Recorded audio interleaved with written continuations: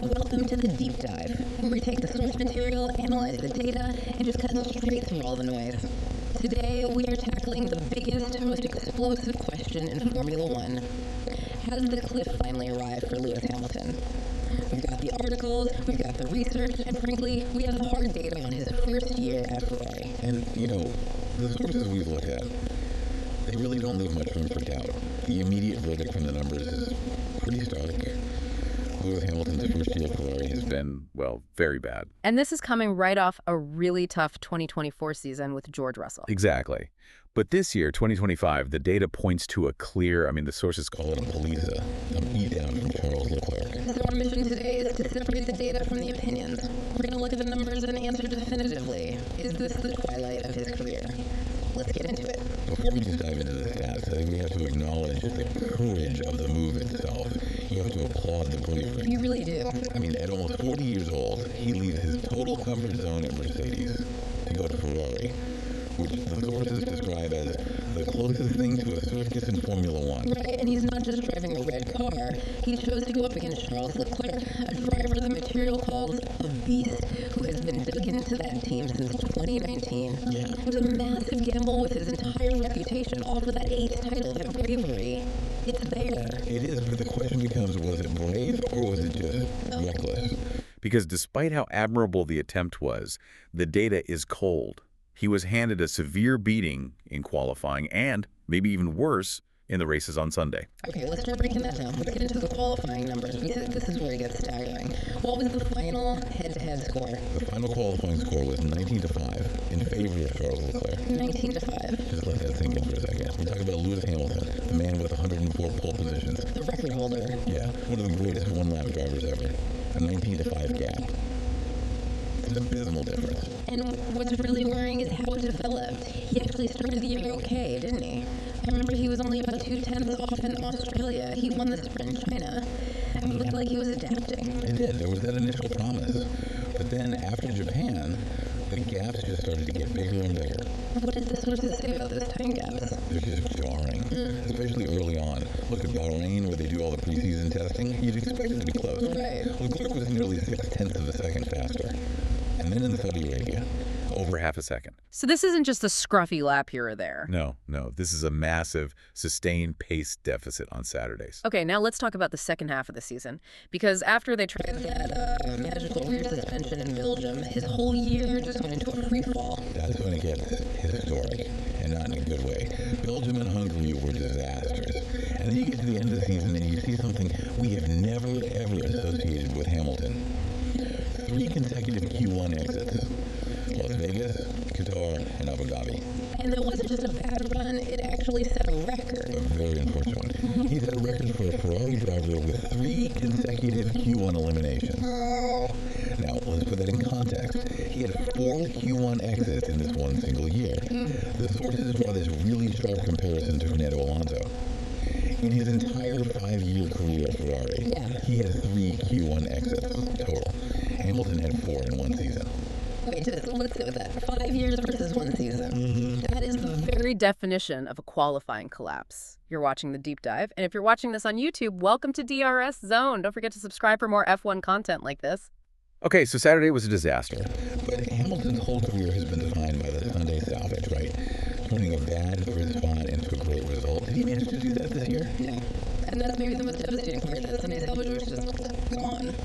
The final points gap tells the whole story. LECLERC finished 5th, Hamilton 6th, separated by 86 points. 86 points. To put that in perspective for everyone listening, that's more than 3 Grand Prix wins. LECLERC could have just not shown up for 3 races and still beaten him. Exactly. And it gets worse when you look at the few times Hamilton actually did finish ahead. Okay. He only finished ahead of LECLERC 3 times all year. And 2 of those have massive asterisks next to them. Okay, let's break down the asterisks. Imola, what happened there? At Imola, Hamilton finished ahead, but it was just pure strategic luck. LECLERC was on this super aggressive, high-risk strategy. Right, a gamble for the win. And it got completely destroyed by a safety car. Without that, LECLERC's pace was much Stronger, so that result was a gift. And the second one, Baku, that was about team orders, wasn't it? That's right. In Baku, LECLERC was told to let Hamilton pass. The idea was for Hamilton to attack the car ahead. Standard procedure. procedure. Right, but the instruction was clear. If you don't make the overtake, you give the place back on the final lap. And he didn't. He refused to return the place. So he basically took that position against team instructions. So if you take those two away, the only clear on-merit race he won against LECLERC all year was his home race. Silverstone. The one and only time Hamilton was just flat out better. And that was on a weekend where LECLERC himself said it was the worst race of his life. One clear Sunday victory all season. That's a tough summary. This segment is part of our news coverage of recent F1 events. We're committed to delivering the analysis of the most pressing data points in the sport. We also have to talk about what the sources call the hidden gap, that 86-point difference. It's actually conservative. Oh, so what do you mean? Well, you have to look at the races where LECLERC was running well ahead of Hamilton before something else happened. A DNF, a disqualification. Think about China, where LECLERC was disqualified. Or Zandvoort, where another driver took LECLERC out. And Brazil was a double DNF where LECLERC was ahead. So the real gap could have been even bigger. Oh, easily. It could have pushed past 100 points, which would just confirm a completely catastrophic season. So this all brings us to the big question. Why did that Sunday salvage just vanish? Let's connect the dots between 2024 and 2025. Okay, so look at 2024 against Russell. The qualifying problem was already there, right? He was losing about 2/10 on average. But he fixed it on Sundays. He fixed it on Sundays. He only lost by 22 points in the championship. His race pace was almost identical to Russell's. The story was, he just needed to fix Saturday. Right, the narrative was he still got the race pace. Exactly. But In 2025 against LECLERC, the qualifying gap is about the same, around that 2/10 mark. But the race performance has completely collapsed. The Sunday fix is gone. Which puts his adaptability Under a massive microscope. He spent his whole career in the Mercedes family. his entire career. And his first big move, his first real change, has been a total failure to adapt. It has. And you can't even really use the excuse that LECLERC was entrenched in the team. Why not? Because history shows us that the great drivers adapt, and they adapt fast. Look at Alonso in 2010. He goes to Ferrari, wins his very first race in Bahrain, and fights for the title. Vettel in 2015 had a great first year there. A very hopeful year. Verstappen switches to Red Bull mid-season and wins his first race. Even Carlos Sainz in 2021 came to Ferrari and finished ahead of LECLERC. So the historical precedent is you adapt. You adapt. The reaction should be, wow, he adapted so quickly. Instead, with Hamilton, It's a very different wow. A wow of sadness. The adaptation just failed. Okay, we have to talk about age. Is being 4 years old an excuse for this? The sources are pretty clear on this. No, it is not an excuse for this kind of collapse. Because we have a perfect comparison point. We do.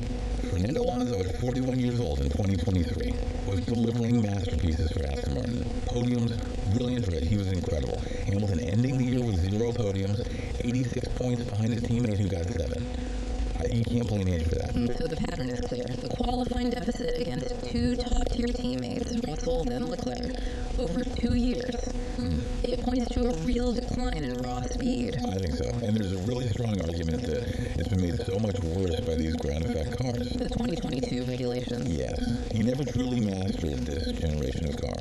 He lost to Russell in 22, was tight in 23, lost badly in 24, and now this disaster in 25. It's a 3-year pattern. But the sources do offer one little piece of hope. They say Hamilton is an emotional driver. So the argument is, if the 2026 car, with the new rules, if that suits his style and it's fast, maybe the old Hamilton comes back. That's the last hope, isn't it? The big reset. He's apparently trying to disconnect completely right now, just recharge for next year. But you can't ignore the irony here. He starts the year saying Ferrari has the strongest driver lineup in F1 history. And it ends up being the worst year of his life. Yeah. As the source material says, he needs to come back in 2026 with a little more humility. So here's the final thought for you to chew on. Is 2026 his salvation? Or is the truth that his failure to adapt to these ground effect cars is a permanent stain, a sign that his driving style just doesn't work anymore? That's all the time we have for this deep dive. Make sure you're following DRS Zone across TikTok, Instagram, and YouTube for all our analysis. We'll see you next time.